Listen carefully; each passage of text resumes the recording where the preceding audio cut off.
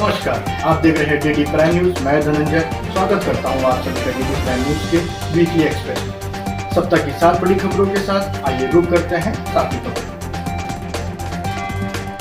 चंपावत के टनकपुर में फिल्मी अंदाज में युवक ने लगाया मौत को गले। विषैले पदार्थ खाकर जब युवक पहुंचा कोतवाली और कहने लगा वह चंद घंटों का ही मेहमान है और उसे अपनी बीवी से तलाक चाहिए, ये नजारा देख पुलिस वाले भौचक्के रह गए। पुलिस तुरंत उसे अस्पताल लेकर गई, जहां इलाज के दौरान उसकी मृत्यु हो गई। जानकारी के मुताबिक मृतक जगदीश नाथ अपनी पत्नी हीरा नाथ के साथ अक्सर विवाद रहता था। मृतक की पत्नी ने पुलिस को बताया कि उसका पति शराब पीकर मारपीट करता रहता था, जिसके बाद पुलिस ने जगदीश नाथ को कोतवाली बुलाया।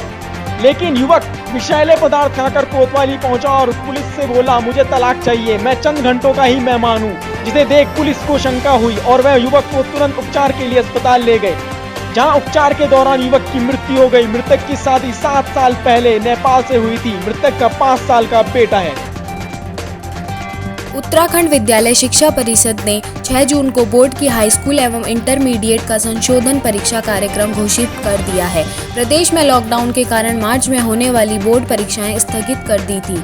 शिक्षा निदेशक आर.के. कुंवर ने बतलाया, 20 जून को सुबह 9 बजे से दोपहर 12 बजे तक गणित की परीक्षा होगी तथा दूसरी पारी में दोपहर 2 बजे से शाम 5 बजे तक इंटरमीडिएट की संस्कृत, उर्दू, पंजाबी की परीक्षा होगी। तो वहीं 22 जून को सुबह 9 बजे से दोपहर 12 बजे तक हाई स्कूल की उर्दू व इसी दिन दूसरी पारी में दोपहर 12 बजे से 5 बजे तक इंटरमीडिएट की जीव विज्ञान, कृषि, गणित, प्रारंभिक सांख्यिकी, पंचम प्रश्न पत्र की परीक्षाएं होंगी। इसके साथ ही 23 जून को सुबह 9 बजे से दोपहर 12 बजे तक हाई स्कूल, पंजाबी, बंगाली और संस्कृत की परीक्षा होगी। इसी दिन दूसरी पाली में इंटरमीडिएट की भूगोल और भूगर्भ विज्ञान की परीक्षाएं संपन्न होंगी।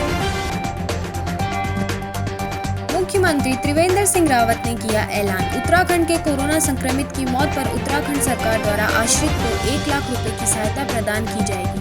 मुख्यमंत्री ने कंटेनमेंट जोन में गाइडलाइन का कड़ाई के साथ पालन करवाने के निर्देश दिए। कंटेनमेंट जोन बाहर भी फिजिकल डिस्टेंसिंग, मास्क की अनिवार्य के लिए लोगों को लगातार जागरूक करने को भी कहा। उन्होंने कहा, जो लोग इसका पालन ना करें उन पर सख्त कार्रवाई की जाए। मुख्यमंत्री ने त्वरित रोजगार और आजीविका सृजन के लिए खेती, बागवानी, पशुपालन, मत्स्य को भी प्राथमिकता देनी होगी। तो वहीं मुख्यमंत्री ने राशन की कालाबाजारी में संलिप्त होने वालों पर भी सख्त कार्रवाई करने के निर्देश दिए।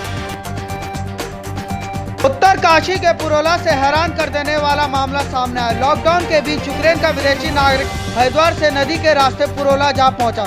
इस बात ने पुलिस को भी हैरान कर दिया कि आखिरकार कैसे यह विदेशी नागरिक पुरोला के सुनौली गांव में जा पहुंचा।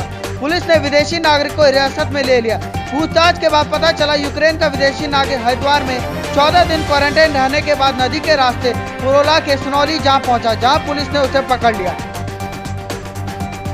देहरादून पटेल नगर थाने में 2 पक्षों में हुई मारपीट का मामला सामने आया था, जिसमें एक युवक चाकू लगने से घायल हो गया था। इस मामले में अब एक नया मोड़ सामने आया। चाकू लगने वाला युवक जांच के दौरान कोरोना पॉजिटिव पाया गया, जिसकी जानकारी मिलते ही आरोपी का भी कोरोना जांच के लिए सैंपल लिया गया। चाकू से घायल कोरोना पॉजिटिव मिलने के बाद फैसला लिया गया। कोरोना रिपोर्ट आने के बाद आगे की कार्रवाई की जाएगी।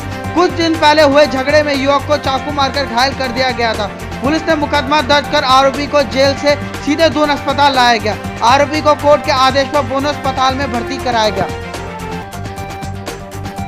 भारतीय क्रिकेट टीम के बल्लेबाज ऋषभ पंत की बहन और मां पर युवक ने लगाया आरोप, जिसकी शिकायत युवक ने एसएसपी समेत अल्पसंख्यक आयोग से भी की है। दरअसल ऋषभ पंत की बहन के रेस्टोरेंट में शेफ रह चुके युवक ने ऋषभ पंत की मां और बहन पर तनख्वाह न देना और धमकाने जैसे गंभीर आरोप लगाए, जिसकी शिकायत युवक ने एसएसपी समेत अल्पसंख्यक आयोग से की है। युवक ने ऋषभ पंत की बहन पर आरोप लगाया है कि जनवरी-फरवरी की माह की सैलरी मांगने पर उसे सैलरी देने से साफ मना कर दिया गया। ऋषभ पंत की मां सरोज पंत ने युवक को धमकी दी और कहा, उनका बेटा नेशनल स्तर का खिलाड़ी है और उसे भी सभी अधिकारी जानते हैं। अगर दोबारा पैसे मांगेगा तो पुलिस के हवाले कर दिया जाएगा। तो वहीं युवक पर उसके 2 बहनों की जिम्मेदारी है। युवक फैज का कहना है उसके पिता नहीं है और 2 बहनों की जिम्मेदारी भी उसी के कंधों पर है। इस संबंध में सीओ रुड़की ने बताया कि आयोग से संबंधित पत्र की जांच के आदेश एसएसपी कार्यालय से मिले। सिविल लाइंस कोतवाली पुलिस लाइन की जांच के निर्देश दिए गए हैं। जानवरों के प्रति इंसानों की क्रूरता ने इंसानियत को एक बार फिर शर्मसार कर दिया है। देश भर में हाथीनी की हत्या को लेकर बवाल मचा हुआ है, जिसकी निंदा चारों तरफ से हो रही है। वहीं देहरादून के विकास नगर से ऐसा ही एक मामला सामने आया, जिसमें आरोपी वकील ने घर में घुसे एक कुत्ते को धारदार हथियार व डंडों से पीट कर मार डाला। आरोपी वकील के खिलाफ पशु क्रूरता अधिनियम में मुकदमा दर्ज कर दिया गया है। तो बेजुआ जानवर पर आरोपी वकील द्वारा इस क्रूरता ने साबित कर दिया है इंसान कितने नीचे गिर सकता है। इस तरह की खबरों के लिए आप हमारे साथ बने रहिए। अगर आप हमारी वीडियो फेसबुक पे देख रहे हैं तो आप फेसबुक का पेज लाइक कीजिए, फॉलो कीजिए, और अगर आप हमारी वीडियो यूट्यूब पे देख रहे हैं तो सब्सक्राइब कीजिए, लाइक कीजिए, कमेंट कीजिए और हाँ, बेल आइकन दबाना ना भूलें। धन्यवाद।